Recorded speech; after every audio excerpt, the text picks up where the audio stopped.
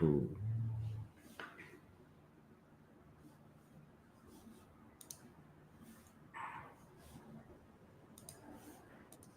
There we go.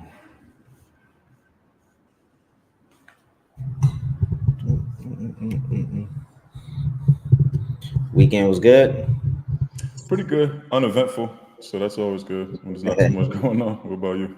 For sure. No, I was in the Bay for a wedding. Dope. Went up there real fast, had a good time, and then came back. And the weekend was normal. A little basketball, a little softball. I've Um, been trying to get back into basketball. Been training my son a little bit, so nice, nice, slowly nice. but surely. I see people popping in. We're gonna get started in just a second. What up? This is gonna be another good one, as they are every Monday. But this one will be different for sure. Different for sure. So I'm excited for this conversation. I've had several conversations with Brandon, and I learned something new each time. So I'm expecting that to happen again. But we'll get started in just a minute or two. So hang tight. If you're on YouTube, LinkedIn, Twitch, or Twitter, all of your comments will flow through. So if you have questions throughout the hour, you can just type them in the comments and we'll try to get your questions answered as well. But we'll get started in just a second. Boom.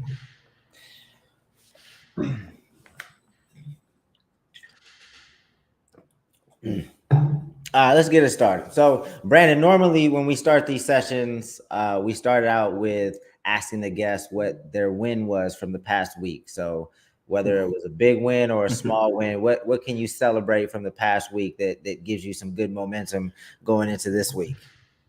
Uh, Started working out again with my son. I feel very good about that. It's not business related, but I think it's important. Just Nice. he keeps me young, so that's my win for the week. There it is. I mean, that's crucial. Got to Yep, take care of yourself. Got to take care, especially as you get older. I don't know how old you are, B, but mid-30s.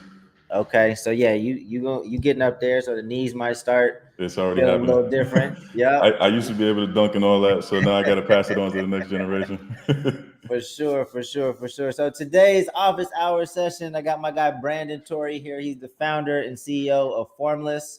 It's a Web3 based company, but we're not going to be talking about selling NFTs for $100,000. We're Right. not going to be talking about any of that.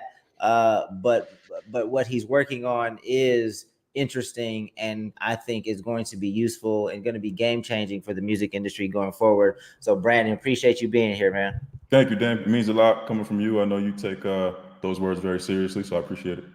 For sure, for sure. You know, I'm very critical of certain things, very opinionated. Yeah. But let's talk when all of that stuff was going down, like the Clubhouse days and the NFT craze. Like how were you looking at that? Like what Yeah. were you thinking about when you saw that, people were, there was a quick come up that people were, selling NFTs for ridiculous amounts, and it was short lived. But how were you looking at that? What was going through your mind? Okay, so that was around the time of COVID. So I was living in LA. The city was crazy. We was all lining up for groceries and everything else. And like you said, Clubhouse was popping. We needed a place to be. NFTs were kind of going crazy. I think a lot of that was because of COVID. We were all inside. We were looking for different ways to interact with each other. So that was a big part of it. At that time, I had put an album out called Unicorn. I was working a full-time job at Google as an engineer and at the same time making music. And I felt like this identity of being able to do multiple things was not just something I was interested in, but that a lot of people were starting to do. That's where the word formless came from. And I had already hit a lot of the problems that I see artists talk about now in terms of streaming and monetization and especially the algorithm on social. So when I saw the NFT thing, it resonated in one way, but not all the way. The main thing that resonated with me was, okay, we need a solution to what's happening in the creator economy. We need to have more control, more ownership. And so this technology seems to be a step in the right direction for that. So I definitely was interested in that piece. But I didn't think it seemed sustainable in the way that the technology was being used. So it made me just go a little bit deeper, read more about how blockchains actually work, get more familiar with the underlying tech.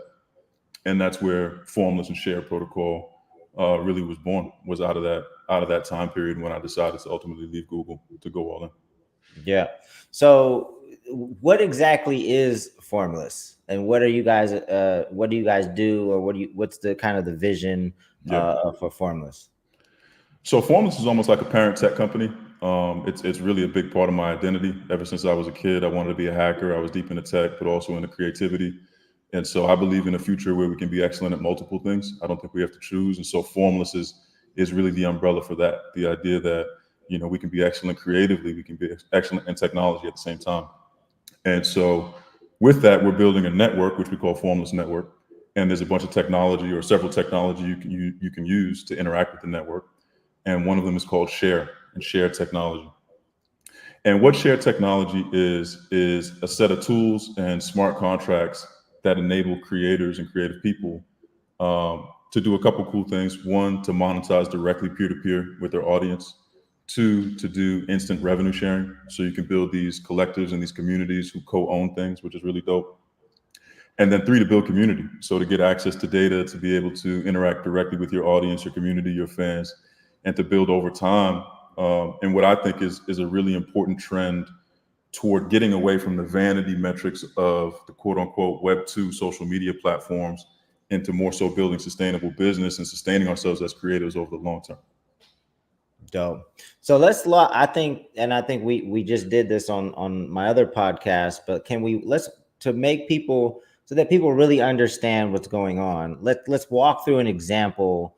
Either I know you used it, and I know some other artists have used it in different ways, but let's walk through an example so people kind of grasp exactly what's going on here. Yeah, so I think we could start off where we left off with my album Unicorn. So at that time, I actually took all my songs off streaming. And of course, everybody laughed. They were like, "What are you doing? This is you're never going to get distribution without Spotify and Apple Music and these other platforms." And I had this one song, "Money Can't Buy Love," that I actually held, and I didn't put it out at all. And so at the end of last year, December, I decided to use that song as kind of a case study for shared technology. Mm-hmm. So I took the song; it's an MP3 file, and I created a smart contract for the song. This is where the shared technology that Formless builds comes into play. So I used our infrastructure to build this smart contract that represented the intellectual property of this song. And then I did a Twitter space where I went live, and anybody who follows me could join. So about 194 people joined the Twitter space. And I said, anybody who taps this link, you can join this smart contract with me. And we're going to make revenue together in real time based on the sales of this song. We're going to sell this MP3. And within a couple minutes, everybody that was in the space started to click the link that wanted to get into the splits, as we call them, or like revenue shares. And so all the shares were gone within a couple minutes. And the next day I dropped the song. And in about a week, the song did about $700 in sales. Now, of course, in the grand scheme of things, that's not a ton of revenue, but it is a lot more revenue than what it would have made on streaming. And the cool part was that the revenue was instantaneously split with this group of people that joined with me. And we call this like a multiplayer collective. So as the money's flowing, as these transactions are happening, everybody's getting email notifications that say, hey, you just got paid, right? Maybe you just got paid $1.50 or $2 or whatever the portion was that you had of the revenue. And so they started to tweet things like, yo, this is revolutionary. I never got paid just for supporting an artist. I never got paid for joining a Twitter space. And so this kind of energy and momentum started to propagate into me and started to feel like a new dynamic between me and the community. The other cool thing with it was I put a couple businesses in the splits, and this is where where our conversation came into play. I put Symphonic distribution in the splits. I put Dallas Austin distribution in the splits. So really had this whole pie that was split across a number of ways between my fans, a couple companies that I had partnered with. And this got me a lot more attention. A lot more people started to retweet it, started to talk about it. And so what was really, really dope was that as people were getting paid and they all had this dope reaction, like, yo, I love this. I feel like I'm involved. I also got the data because they opted in to join the contract and also gave a thumbs up to say, yeah, we're willing to learn more about more opportunities or the revenue I'm making. So that meant that, let's say I had 100 people in the splits. The next time I do this, I got this 100-person collective. So now I can go to 200, and then I can go to 500, I can go to 1,000. So it became to me very obvious that, oh, this is a way that I can actually build a sustainable network, which was always one of the hardest things to do with traditional social media. So I took that example, and this was kind of like a really early example, just like direct-to-consumer sale of a song, split the revenue with the collective. And I recorded an Instagram clip just to talk about what I did. and it got 12,000 shares within like a week. Everybody started to talk about it. And what I really was trying to show people was, yeah, this is a song, but imagine this for everything. Imagine this for any revenue source you have on the internet. Imagine this whole marketplace and this whole network where we can co-own things together. I think this is the beginning of the multiplayer internet. And that's what shared technology is. What percentage of your song did you allocate to people that opted into the smart contract? Great question. So this gets into the strategy piece. So for that specific release, I want to say about 35% was allocated toward the distribution companies and my producer. The remaining percentage, which is around 65%, was allocated to anybody who joined splits on the contract. Now, after we did that, we learned that depending on how you tune that number, you can get different results. So after that drop, I did a video drop. It wasn't even a song, it was a video, and I decentralized that. And it was just 100 open spots. Anybody could join. There were no companies in the splits. And that actually got even more reach than the first one. So there's a lot of different ways that you can experiment with the mechanics to get this network effect. And that's and it was allocated based on kind of just like a first come, first serve. People didn't have to pay to get into it. Exactly. So it's completely free to join. In the Twitter space one, it was basically if you're in the space, then you know first come, first serve. I'm dropping this link, you're gonna get in. For the video one, it was if you retweet the link, then you'll get a DM to join the contract. So we started to learn, okay, there's different things you can actually ask people to do to get these splits because the demand for splits is actually pretty strong. So for example, in one case, we partnered with a brand in Boston called Pioneers, and they did a pop-up for the Boston Marathon. We actually used shared technology to decentralize all the sales revenue. They did $30,000 in sales over 48 hours and decentralized 5% of that with their community. And the way to get into the contract was you had to come to the pop-up, take a photo in the store. So you can gamify it. You can put whatever you want as the threshold to get in. And then once you get people in, you now have this collective where you're all trying to go out and achieve a common goal. That's dope. Like I wish something like this was available at the time when I used to run the label, because we did a lot of things obviously to build community and give back to our fans. Like we sold our records wholesale. So basically if you bought at least 20, you could buy 20 for $20. I know 20 for Oh, I remember you telling me about this. $40. And then you could flip it. And then the fans would flip them for Yeah. 5, 10, whatever, and they would make more money on it than us. But at the end of the day, like we were getting a lot of CDs out there. A lot of people were listening to the music. You know what's interesting about that, Dame, is like when you and I were growing up, fans could already monetize music. Like when I was in junior high, like music was free, quote unquote, because of Napster. But really, we was burning CDs and selling them. Yeah. So like Yeah. the idea that it's multiplayer and that the community can make money with this, I think is an old idea. It's just new technology to bring it to life. Yeah, it makes it a lot easier, and you can just spread a lot more quickly. How are you, now that you have people in this community? How do you interact with them as it grows? Is it via email? Is it through a formless app? Like how do you make sure? How do you continue to engage your community as you're growing this with these different events? Yeah, so this is where the word decentralized becomes really important. And I know that's a buzzword. Like everybody talks about decentralized blockchain Web3, but it is important, and it's important because we've already been able to build communities on centralized platforms. We've seen this already. We have Instagram pages, we have Twitter followings, we have TikTok followings. The problem is every year they change the rules. They change the algorithm, they change the way you can communicate with people. So I go from having 20,000 followers, I can get 1,000 likes every time I drop something. So now it's like I got to do 15 different things from the algorithm. So Mhm. what we built is decentralized infrastructure so that you retain that relationship with your audience no matter what we decide to do. So in the smart contracts, you can make a query to get access to all the email addresses of anybody that's opted in. You can get access to the push notification endpoints, meaning without using our app, using any app, you can send a push notification to anybody that's opted in. And so these things are the infrastructure pieces that we built out because I know for myself as an artist, I can't really commit to just yet another corporation saying, hey, build your audience on this platform. I don't think that that's the future. I think we have to have a decentralized ecosystem where the artist is the platform. So that's what we've tried to build.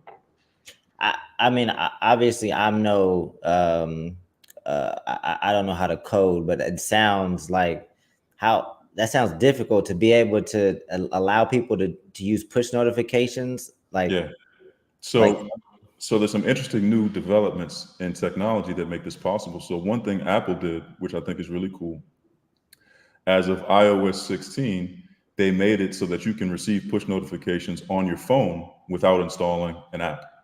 So that means if you opt in, you can say, yeah, I'm willing to receive push notifications from this sender.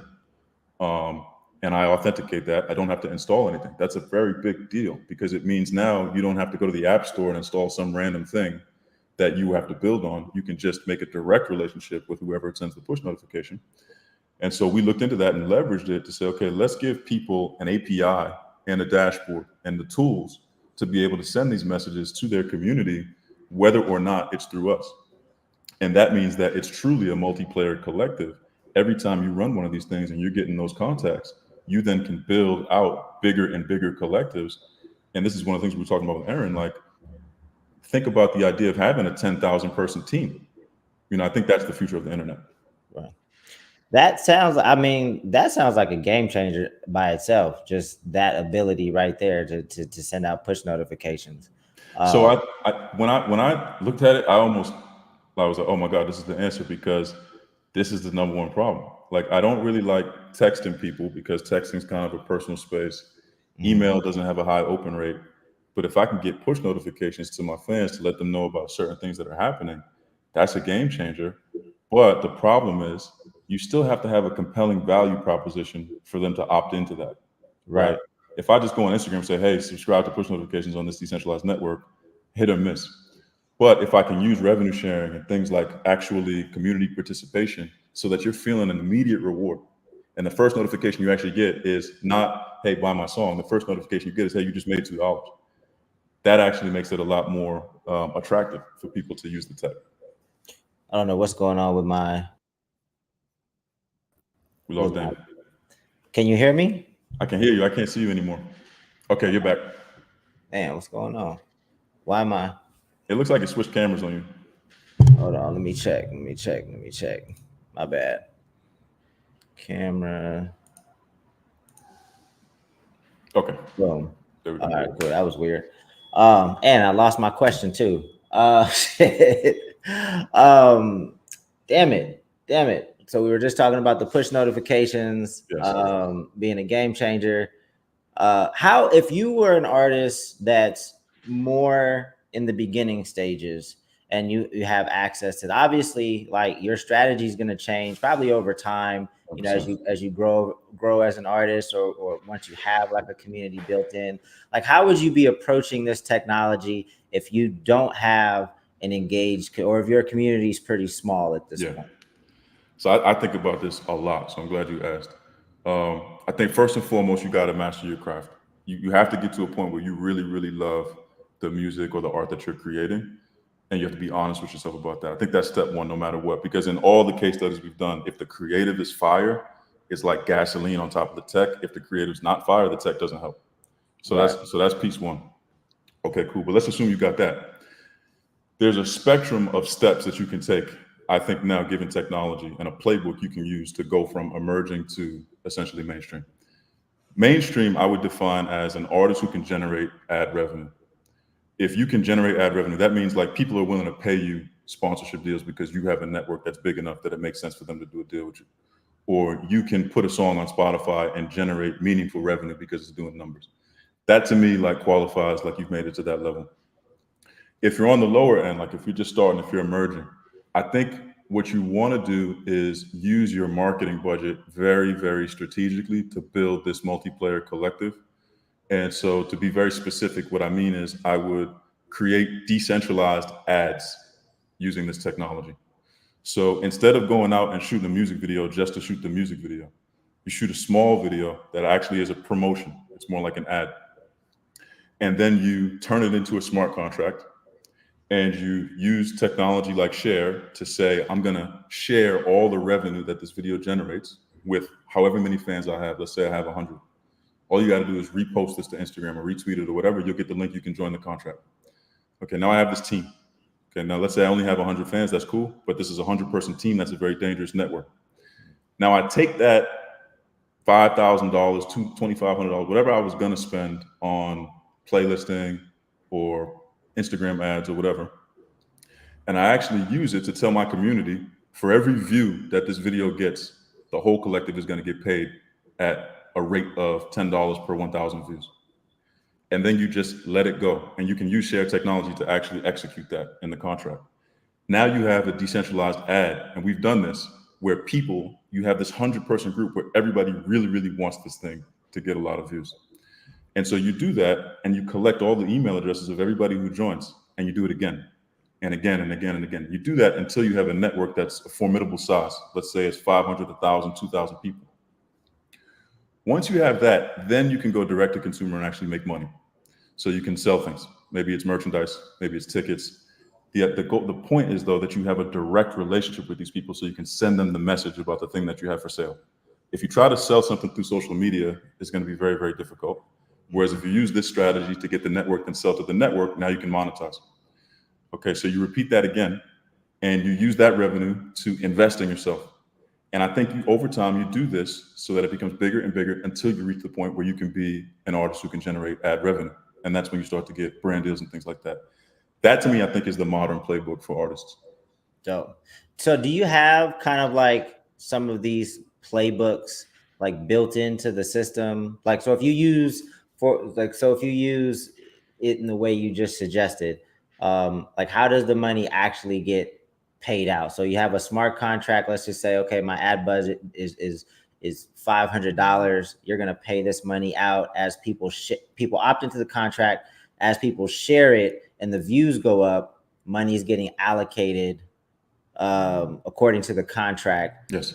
Up to $500. Do I have to load my $500 into the platform? Like, how does the money actually like flow? Okay, great question. So the money flows in 3 different possible ways.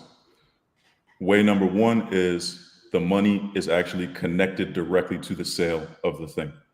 So in my case, when I sold Money Can't Buy Love, which was an MP3 file, all the sales revenue automatically goes into that contract. You can set that up with Share Protocol where your direct-to-consumer payments automatically go to everybody. You don't have to worry about it ever again. So that's option number 1. Option number 2, if you are the person who's sponsoring the contract, so you're saying, I'm willing to pay for this as long as the views go up, just like an ad on Instagram or anything else like that, then yes, you essentially can what we call collateralize that by saying, okay, I'm going to buy credits so that everybody who joins this contract knows that this revenue will flow. Okay, and so in our case, when we did this for an artist like Latasha, we sponsored that revenue and guaranteed that as the views went up, the contract would do what it said it would do. And this is a lot of what like the application does. The third is when you attach a completely different revenue source to these smart contracts. So for example, you can imagine a world, and this is future state, but you can imagine a world where Too Lost says, okay, for our artists, we have a partnership with Formless, and using shared technology, you can now actually route revenue from your streams into a shared protocol smart contract, and then go out and use this as a part of your marketing strategy to say, hey, let's build a multiplayer collective, and you can gamify it however you want, but the revenue source actually could come from Too Lost. So this is more future state, but as there are more partnerships and more people that are willing to play ball, you now can build an entire new internet where every revenue stream can be decentralized. And at the same time, the size of the contracts gets bigger and bigger. So this is a lot different than saying, okay, I got 5 collaborators, let's all share rev splits. It's much more like, no, I have 10,000 people and we can share rev splits on this to build this team. That's super dope. There's a question that came through. He says, can't you achieve the same community aspect with Discord? Yeah, of course. So there's a number of different platforms. We use Discord at Formless. If you go to formless.xyz, you can hop in our Discord. Discord is a really great chat room platform, and we don't want to reinvent the wheel with chat. The issue with Discord in general, just like everything else, is 2 things. 1, do you have incentives to get people into your Discord? And 2, what happens if Discord changes the policies and the rules? Now, I think with Discord, they've been pretty good about this, and it is a pretty good place to build community. So where you would use Share Protocol is to pair that with Discord. So for example, if you join our Discord, you can share revenue on everything that this contract does. So you really want to combine technologies. That's the idea of decentralization. It's not to say that there's this new technology that's going to replace everything. It's every technology can be used as a collective kind of toolkit to achieve whatever your goal is as a creator. That's dope. I think that's ultimately why I see, a bright future in what you're doing, is because you're trying to kind of bring these platforms together. You're not necessarily try to, replace them in certain ways, but you're not saying, hey, jump off of Instagram, or hey, jump off of Discord. Like, It's not realistic. you're using them all kind of in tandem, and you can use them, kind of use the strengths of each one. That's exactly what it is. I think what we want to do as creative people is take over from within. So to start a whole new platform and to ignore the fact that there's, I don't know, 4 billion people on Instagram, it's just not a very wise strategy. Whereas if we can do something to unite forces from within Instagram and drive more business value to what we're doing, I think that's smart. Yeah. The ad piece, though, and I think we talked about this on the other the Ad Odds podcast. How do you go about potentially having these conversations and them not seeing you as a threat, right? Because if you're doing Yeah. things that are ad like, and people are starting to spend more ad dollars in the way that you suggested, kind of building their community or rewarding their community, obviously Facebook or Meta makes money from ads. Yeah. they they're not gonna Yeah. help this along, right? I think they will help it because you can actually run a paid ad on this too. So Mm, you can create a multiplayer contract that's a decentralized ad, get 1,000 people to join it, and still promote it on Instagram. mm. Now you can go exponential. So it's not a replacement. It's let's use every weapon we have by any means necessary to be successful. Right? Ads tech is great technology. You definitely want to use that. It depends on what your budget is. But what's funny is that I never would have envisioned this had anything to do with advertising when I started. When I started, it was all about creator monetization, direct control. But as I went deeper into trying to solve the actual problem, I started to realize, oh, you know what it is? It's that our whole business as creators is really built on the backbone of the ads business. And so as you go deeper into trying to solve the problem, it just evolved into this thing where it's like, okay, you have to have some way to communicate with people. And I didn't even use the word advertising when we were first doing this, but the more we had conversations, people were like, oh, that sounds like an ad. Yeah. Yeah, no, I feel like there are going to be so many different ways that people utilize Formless that, like, these playbooks are so necessary, just to kind of like hold people's hand through it. Because I think people's first introduction to Web3 and NFT for a lot of people wasn't a good one. Yeah, Um, yeah. So they need to, and you kind of like need to break down the barriers and make things a lot easier, a lot more tangible. And I think talking through these examples, like, people get it. It's like, oh, and then they start to come up with their own use cases of how they may be able to change the strategy up a little bit that fits for them. So just developing, just kind of more tangible playbooks or quick videos and things like that, so that people can grasp exactly how powerful this is. Yeah, it's crazy you say that because that Instagram video that everybody started sharing, it was so strange because I did not think it was going to get that reaction, but I just kind of made a very intentional choice to slow down and not skip any steps and just explain exactly what was happening, and then people got it. Like, people get it if you just break it down, like, to your point. Yeah. Another question, and it's kind of along the lines of that. Alon Santiago said, and how Yeah. do you address the high barrier to entry for joining Web3? Setting up wallets is very tedious. It crippled any Web3 activation that I've been a part of, Yep. even with high profile celebs. Million percent. Thank you for asking us. So, in the earliest stages of building the technology, this was the number one issue. Nobody wants to set up a MetaMask. Even if I do set up a MetaMask, I probably lost my seed phrase. I'm not going to buy the token that you have because it takes way too long. So, all those problems were the things that we had to get through. So, today, you actually can interact with Share Protocol with no knowledge of crypto at all. And a lot of this is made possible by recent advancements in technology. So, for example, you can use passkey sign-in. Passkey is like when you just use Face ID to prove who you are. You can use passkey sign-in to join a Share smart contract, and everything is free. Meaning all the fees, anything related to the blockchain is completely handled by our infrastructure. And all you have to do is either say, yes, sign in with Google or passkey, and the transaction happens on the chain, and you're in. Now you still get all the powerful features of the blockchain because in our dashboards, you can go in and say, okay, yeah, advanced mode, I want to transfer this to my own wallet, I want to do these things. You can do that. But one of the things we learned just by like actually putting this in the market and getting it battle tested by real people was that real people will not put up with any of that Web3 stuff. Like especially mainstream creative and creator fans, they're not putting up with it. It has to be instant, has to be fast, and you have to put all the complexity on the backside. So that took us a long time, but that's where the tech is now.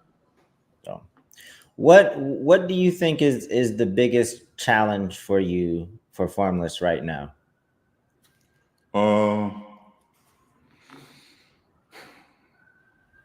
I don't know what the biggest one is. I'll list a couple of them, and then I can maybe rank them. One of them is definitely how fast does it take people to get what we're doing, right? Like as a business, you don't have forever, so you have to get people to understand it within enough time for that window of opportunity. And I remember in our last conversation with Erin, of course she was making a joke, but she was like, it took me 2 years to understand what you guys are saying, right? So like that's that's an issue, right? Like that needs to come down to like a minute or like 30 seconds. That's a huge part of it. The other part of it is partnering with the right people like yourself. Dan, you've been really really really helpful and impactful, finding more people like you and creators who are willing to use the technology and moving to bigger and bigger creators. And then there's I think just being a founder in general is just hard because you have to switch context so much. I mean, going from very technical stuff to then going out and talking to creative people to then like people management. It is a lot on that side, but Yeah. there are no like gaping challenges. It's all just regular stuff. Yeah. No, so typically with social media platforms, there's like a first mover advantage, right? Like, so Yeah. if you were on Facebook early, you know that it was easier to kind of get your messaging out there and build your community than it is today. Yeah. Same with Instagram. What's the first mover advantage for joining Formless? So right now we've got a crazy network effect where everybody who partners with us is getting faster distribution than the person before. And when I say distribution, I mean like the amount of reach and the amount of views and the amount of engagement they're getting. And the reason is because the loop of people who want to join splits and participate in these contracts is almost a viral loop. So let's say we partner with a small brand and they bring 100 people in who join their contract. Well, those 100 people are now in the network. So the next time somebody joins, those 100 people find out about the next opportunity in addition to everybody that you're bringing to the table. And so we've seen that the time to move these little micro shares keeps going down, keeps getting smaller. So the earlier you get in, the more you can take advantage of this network effect by essentially saying, hey, I have a contract on Share Protocol. We signal boosted on our end to make sure everybody who's ever been on our network knows about your activation. And then you can get a lot of virality essentially right now. So that's a big piece of it. The other piece I would say is that you can work directly with the team. We're a small team. We love to just talk strategy. We can hop on a call with you. That's something that's easy right now at this scale. Dope. Yeah, man. I mean, I think I gotta stay more tapped in because I feel like there's just artists that I know or even the comedian that I work with. There might be something that makes sense to partner with you guys on. Alan Santiago asked another question. He says, "So are payouts in USD or is it dependent on which blockchain the artist uses?" Great question. So we support a couple different blockchains. We support Ethereum. Ethereum, as you probably know, is a little bit more expensive for micropayments, so it's rare. But we also support Polygon and Optimism. So all the payouts are in whatever the native token of the blockchain that you choose to use is. However, the consumer doesn't have to care about that because in our software, you can click a button and instantly cash it out to your bank account in the same day without ever worrying about the token. So we have two classes of users that we've seen. Some people, they earn revenue on the protocol. They check it just like Robinhood. They see how much they made. They hit the button, they cash out, it goes to their bank account. Other people do the same thing, but when they check their balance, they like that it's in crypto because they say, well, this might go up, and they just leave it. And so either option is fine. Gotcha. So I got another question because when you go on to the network, can you see like what like contracts are available to opt into? Like, is that So that's another good question, Dan. So that I think that's the next step for us is the actual marketplace and the network dashboard where you can see everything that's happening. So far, because it's been kind of like white glove service where we've been going one at a time through these business development activations, we haven't had that. But we're getting more and more questions where it's like, we need that kind of activity monitor of all the contracts that I can opt into. Right now, what people have been doing is turning on notifications on our Twitter page to find out when the next drop is because we typically tweet about all the drops that come through. mhm. But yes, there will be essentially almost like a stock market page where you can see all the contracts that are coming in that you can opt into. Because that, and I'm sure you guys are prepared for this, but that's potentially like not cool or not like kind of dangerous because I don't want like random people like Right. opting in. Like if you're not really a fan of my music and I have this this campaign going where I'm essentially paying people to share my stuff, you don't want to build a community of people that are just looking for money for sharing Exactly. stuff, right? Exactly. I think that it's gonna go like eBay did in the early days, where you have this marketplace that connects these two interested parties, and you have to have enough information to make a decision about whether or not you want to do business with that party. So in this case, you'll be able to check an option that says, yeah, this is open. Anybody on the network can join this contract, maybe because I just want as many emails as possible. Or an option that says, like, no, people can be aware that it exists, but I need to pre-vet the person before I actually allow them to join the contract. So we'll have those types of configuration options. Dope. So again, if you're tuning in late, if you're on LinkedIn, YouTube, Twitch, or Twitter, if you just type your questions in the comments, we can answer a few before Brandon has to go. But this is obviously another great conversation with Brandon, the CEO of and founder of Formless. How big is the team now? Eight employees. So we've been Okay, growing. Yeah. and you guys got funded. Are you guys going to be doing another round of funding, or are you guys? Yeah. So we raised a pre-seed round late last year, and we'll probably go out and raise another round in this year as well. But right now, the focus has been essentially finishing the product and getting it into the hands of more people. Doing conversations like this, letting people know what we built. And I don't know if I've asked this, and I don't know how much you would share, but like, what's the business model? What is Formless? What percentage does Formless take from these transactions? Yeah, great question. So there's really two primary tenets of the business model. One is fees, so transaction fees on RevShare. Um, there's a way that you can use the technology because it is permissionless. You can use it without dealing with any of our fees. But to go through our primary software interfaces and use like the stuff that we've built, there's a fee associated with that. So we take a fee on those transactions. And the second is you can actually subscribe to get higher tiers of access to the infrastructure. So because there is backend infrastructure that you can use independent of the applications, you can essentially buy credits and use those to do bigger things. So for example, let's say you want to send 100 push notifications. That's not going to cost you anything. But let's say you want to send 1 million push notifications. Things like that, we tier up on the backside of the infrastructure. Got you. So using the tools that you kind of built on top. Exactly. Um, cool. So so for this year, what has you most excited about Formless, and is it a new update or something, a new feature that you're rolling out? What has you most excited this year? For me, the most exciting things is one that there's the whole new version of the technology. Last year, when we were raising money, it was it's very much by any means necessary. It was a much smaller team. We were hacking and getting things done. This year, we were able to partner with a really good design company named Zipsy out of San Francisco.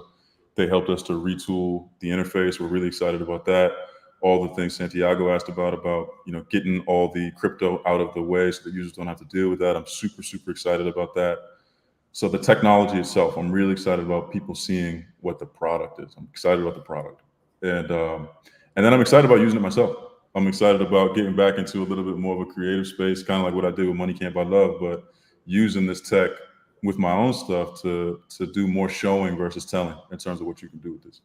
So that actually was going to be my next question in terms of like, when do you find time to make music now, or is it all Formless? I haven't had any time to make music recently, but I wrote this paper called "The Death of an Artist," where I've been in the music industry for over 10 years, and I've worked with people like Dallas Austin and stuff. So I've seen enough to kind of see some patterns. And one of the things I've seen is this pressure we put on ourselves to produce at a high pace. I think is very problematic, because it kind of skews our relationship with time and our relationship with how to be successful over the course of a lifetime of artistry. Mm.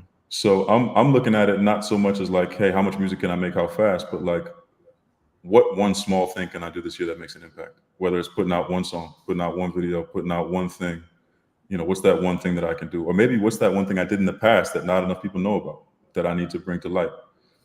That's really where my mind's at creatively, and just like giving myself grace and just having fun with it. Dope. So putting yourself in that mindset, is it about leveraging Formless, or is it about doing something else? Because most artists at this point are, trying to, hopefully they're not rushing through their music, but they're putting out a decent amount, Yeah. to kind of get traction, to kind of get, in favor of algorithms and things like that. Yeah. Like how are you thinking about like that one thing? How to get that one thing Yeah. noticed? Well, you have to have a what's the word? You have to have something to leverage. Mm. So let's say I didn't have Formless. If I didn't have a business and I wanted to put out one song to make an impact, well, I'd probably be hoping that one song would get me signed, right? That's a problem, not for everybody, but that's a problem for some artists, because that could be held against you as a carrot that's you'll always be chasing. Well, this doesn't have enough metrics, so you need to do another one. You can do that over and over again. Well, but if you can pair it with a business that you're building, then as long as the thing you do drives impact to the business that has a force multiplier, then it's impactful. So, an example of this would be like the amount of money and funding that we're able to get as a tech company is dramatically higher than what I could have gotten as an artist. However, my tech company requires creativity to go to market. It requires these things for people to understand what we're doing. So if you can pair your creativity with a force multiplier, I think that's a really good formula for success as an artist. So is there anything that we didn't touch on that people need to know about Formless? I know there were some new people that joined throughout Yeah. the hour, and if you're just now tuning in, this full conversation will be available on YouTube. So I would suggest you really go back and watch it, and tap into the platform. It's just formless.xyz. What's the website? That's the So, formless.xyz. yep, there's two ways. So formless.xyz has all the information about us, and then the actual platform is share.formless.xyz. And you can get access there. Dope. Is there anything that I missed that people should be aware of about the platform? Yeah, one thing I want people to know is that it is infrastructure, and it's infrastructure that you can build on, meaning that you don't have to look at us as an app that you would bring all your stuff to. Let's say you're a developer, you want to build your own website, or you want to build your own infrastructure, or you want to make your own infrastructure even stronger. You can use Formless and share technology to do that. We have documentation for developers. We love to partner with companies like Two Lost to bring our tech into existing stacks. And so that's really, really important. I want people to know this is decentralized infrastructure, and we have a number of touch points you can use to be successful with this. Dope. Now I'm definitely going to queue up that conversation with the Two Lost team. I mean, I would like to think that Two Lost is very forward thinking. A lot of the tools and the services that we offer, some aren't even offered anywhere else. So I would like to get ahead of this conversation, at least see where it can go. Yeah, I would love that too. Yeah, I mean, I was reading through. Two Lost does have some cutting edge stuff that I haven't seen with other platforms, so it could be a really good match. So unless there's any other questions, this has been another great office hour session. Brandon, we're going to have you back as you guys continue to develop and enhance the platform, have more case studies. I think the case study, again, for me, that kind of connects all the dots and makes things, super easy. And it gives me ideas too, how potentially, because, artists have a tendency to want to like copy paste. And sometimes that's possible, but like, you typically have to mold strategies that make sense for you, and you have to change it so that things work for you. And I think that's what has me most excited about this platform. Seems like there's just lots of different ways to use There's a it. lot of it. Yeah, I think people will use it in ways that I haven't even thought of, which is what I'm really excited about. And to your point about the case studies, that was the breakthrough for me when we first spoke, and you said how many case studies you have, and at that time we were just starting. And then we went out and did a number of case studies, and I realized without these case studies, it would actually be impossible for me to explain this because you actually have to do it and then retroactively talk about what happened. And Yeah. so that's been a really big part of it. Yeah, and it just makes things so much easier to understand. So the people that are just off put by, even the word Web3 or NFT or anything like that, you don't have to say any of that. You just talk about, hey, this is what we did, this is how much money we made or how much reach Yeah, this content got. And that, that's typically what brings people into the fold, because all these artists are trying to be heard. exactly. Day. All the case studies are available at formless.xyz/blog. Every time we do an activation, we write it up, and so you can read that stuff there. And then where can people find you on socials? Where are you most? Brandon Tory, BrandonTory on Instagram and X platform, are the top ones that I'm on. Dope.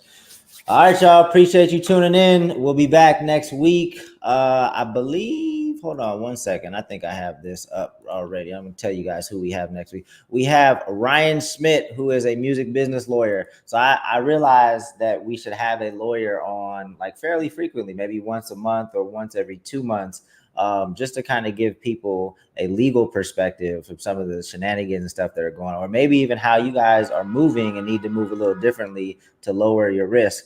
So we're gonna have Ryan on, and we'll probably have him on every month or every 2 months. So tap in. All right, y'all. Brandon, thanks again, man. I'll be in touch. Thank Till you, next Dan. week.